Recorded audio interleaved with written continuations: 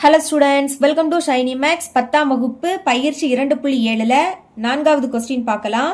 X கூட்டல் 6, X கூட்டல் 12 மற்றும் எக்ஸ் கூட்டல் 15 என்பன ஒரு பெருக்கு தொடர் வரிசையின் தொடர்ச்சியான 3 உறுப்புகள் எனில் எக்ஸின் மதிப்பை காண்க. நமக்கு இங்க பெருக்கு தொடர் வரிசையோட தொடர்ச்சியான 3 உறுப்பு கொடுத்துருக்காங்க. கொடுத்துக்கிட்டு இங்க இருக்கு பாத்தீங்களா எக்ஸ், அதோட மதிப்பு என்ன, அதை தான் கண்டுபிடிக்கணும். ஓகே, முதல் தந்திருக்கக்கூடிய இந்த 3 உறுப்பையும் எடுத்து எழுதிக்கலாம். அதை எடுத்து இங்க எழுதியாச்சு. இங்க பெருக்கு தொடர் வரிசை அப்படின்னு கொடுத்திருந்தாங்க. அப்ப இதோட பொது விகிதம் சமமா இருக்கும். அதாவது T2 வகுத்தல் T1, T3 வகுத்தல் T2, இது ரெண்டுமே சமமா இருக்கும். இதை வச்சுதான் எக்ஸோட மதிப்பை கண்டுபிடிக்க போறோம். ஓகே, இப்போ முதல் இருக்கக்கூடியது T1ஓட மதிப்பு, ரெண்டாவது இருக்கக்கூடியது T2ஓட மதிப்பு, மூணாவது இருக்கக்கூடியது T3ஓட மதிப்பு. இதை இங்க பிரதியிடலாம். ஃபர்ஸ்ட் T2 இருக்கு. T2ஓட மதிப்பு என்னது? எக்ஸ் கூட்டல் 12. அடுத்து பை T1ஓட மதிப்பு எக்ஸ் கூட்டல் 6 சமம் T3ஓட மதிப்பு எக்ஸ் கூட்டல் 15 பை T2ஓட மதிப்பு எக்ஸ் கூட்டல் 12. இப்போ இதையும் பெருக்கலாமா? முதல் மேல உள்ளதை எடுத்து எழுதிக்கலாம். எக்ஸ் கூட்டல் 12 பெருக்கல் அப்படின்னாலே பிராக்கெட்டும் போட்டுக்கலாம். அடுத்து கீழே உள்ளதை எடுத்து எழுதிக்கலாம். எக்ஸ் கூட்டல் 12 சமம். இனி இதையும் பெருக்கலாம். மேலே உள்ளதை எழுதிருங்க. எக்ஸ் கூட்டல் 15 பிராக்கெட் போட்டுக்கோங்க. அடுத்து கீழே உள்ளது எக்ஸ் கூட்டல் 6. இனிதான் நம்ம பெருக்கவே போகிறோம்.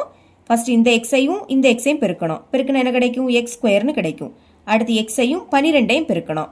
ரெண்டுமே ப்ளஸ், அப்போ ப்ளஸ் எக்ஸையும் 12ஐயும் பெருக்குனா 12 இன்டூ எக்ஸ். புரியுதா? இந்த எக்ஸை வச்சு அங்கே இருக்கக்கூடிய 2 உறுப்பையும் பெருக்கணும். இனி இந்த 12 வச்சு அந்த 2 உறுப்பையும் பெருக்கலாம். 12 எக்ஸையும் பெருக்குனா 12 இன்டூ எக்ஸ். ரெண்டுமே பிளஸ், அப்போ பிளஸ் 12 இன்டூ எக்ஸ். அடுத்தும் ரெண்டுமே பிளஸ், அதாவது இந்த 12ஐயும் பெருக்கணும். பெருக்கணும் என்ன கிடைக்கும்? 144ன்னு கிடைக்கும் சமம்.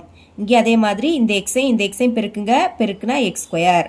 அடுத்து எக்ஸையும் 6ஐயும் பெருக்கணும். ரெண்டுமே பிளஸ், அப்போ பிளஸ் 6 இன்டூ எக்ஸ். அடுத்து 15ஐயும் எக்ஸையும் பெருக்குனா 15 இன்டூ எக்ஸ் எழுதிடலாம். ஓகே, இனிமேல் 15ஐயும் 6ஐயும் பெருக்கணும். ரெண்டுமே பிளஸ், பிளஸ் போட்டுருங்க. 15ஐயும் 6ஐயும் பெருக்குனா 90ன்னு கிடைக்கும்.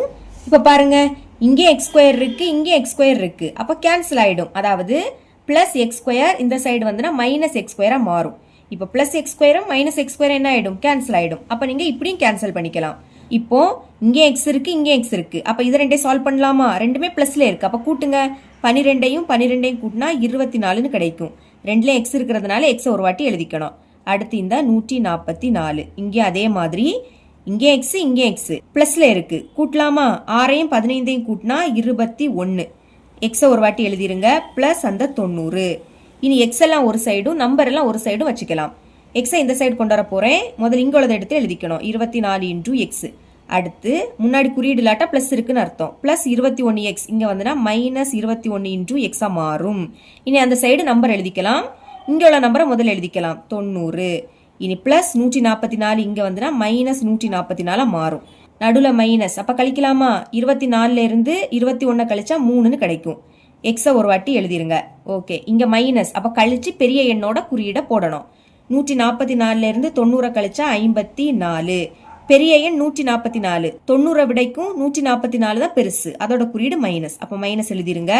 இனி எக்ஸ் தானே வேணும், அப்ப எக்ஸை மட்டும் வச்சுக்கோங்க. இங்க மைனஸ் 54 இருக்கு.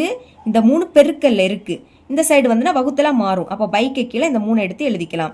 இப்ப இது 3ஆம் வாய்ப்பாடி கேன்சல் ஆகும். 1 3 3, 5ல 3 ஒரு வாட்டி தான் இருக்கும். 1 3 3, 5ல இருந்து 3 கழிச்சா பாக்கி 2, அதை இங்க எழுதிருங்க. இது இப்ப 24. 24ல 3 8 வாட்டி இருக்கும். 8 3 24. இதுக்கு மேல கேன்சல் பண்ண முடியாது. அப்ப எக்ஸோட மதிப்பு என்ன கிடைக்குது? மைனஸ் 18. மைனஸை மறக்கக்கூடாது. கீழே 1ன்னு எழுதிக்காண்டாம். இதுதான் இதோட ஆன்சர். இவ்வளவுதான் இந்த சம்.